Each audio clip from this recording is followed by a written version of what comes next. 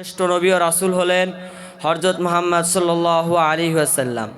তার উপর অবতীর্ণ করা হয়েছে মহাগ্রন্থ আল কোরআন, যাতে রয়েছে মানবজাতির পূর্ণাঙ্গ জীবন বিধান। আর রাসূল সাল্লাল্লাহু আলাইহি ওয়াসাল্লামের মুখ নিঃসৃত বাণী হলো সুন্নাহ বা হাদিস। দুনিয়া ও আখিরাতের সফলতার জন্য এ দুটি টিপ অত্যন্ত প্রয়োজন।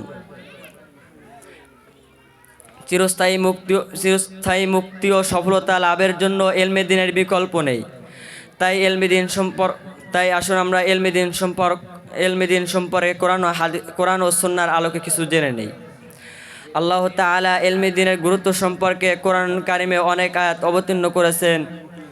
আল্লাহ তাআলা বলেন, ইকরা বিসমি রাব্বিকাল্লাযী খলাক, পড়ো তুমি তোমার প্রভুর নামে, যিনি তোমাকে সৃষ্টি করেছে।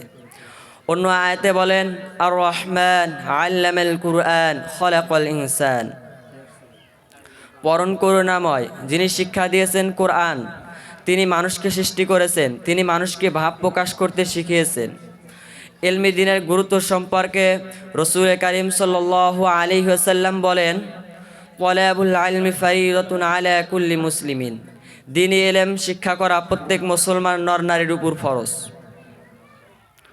সম্মানিত হাজিরিন, আসমানি জ্ঞান মানুষের মধ্যে আল্লাহ ভীতি সৃষ্টি করে, আর আল্লাহ ভীতি মানুষকে সমস্ত প্রকার অন্যায় কাজ থেকে বিরত রাখতে পারে। অর্থাৎ ওহির জ্ঞানীরাই কেবল আল্লাহকে ভয় করে থাকে। আল্লাহ তাআলা বলেন, ইন্নামা ইয়াখশাল্লাহা মিন ইবাদিহিল উলামা, একমাত্র ওহির জ্ঞানীরাই কেবল আল্লাহকে ভয় করে থাকে। কারণ আলেমগণ ভালো মন্দ, হক বাতিলের মাঝে পার্থক্য করতে পারে। আল্লাহ তাআলা কোরআন কারীমে বলেছেন, ওয়ামা ইয়াকিলুহা ইল্লাল আলিমুন, একমাত্র আলেমগণই ভালো মন্দ, হক বাতিলের মাঝে পার্থক্য করতে পারে। আল্লাহ তাআলা আমাদের সকলকে সঠিক ইলম অর্জন করে সে অনুযায়ী আমল করা তৌফিক দান করুক এবং আমাদের সকলকে দ্বীনি ইলমের প্রকৃত খাদেম হিসেবে কবুল করুন। ওয়ামা আলাইনা ইল্লাল বালাগ।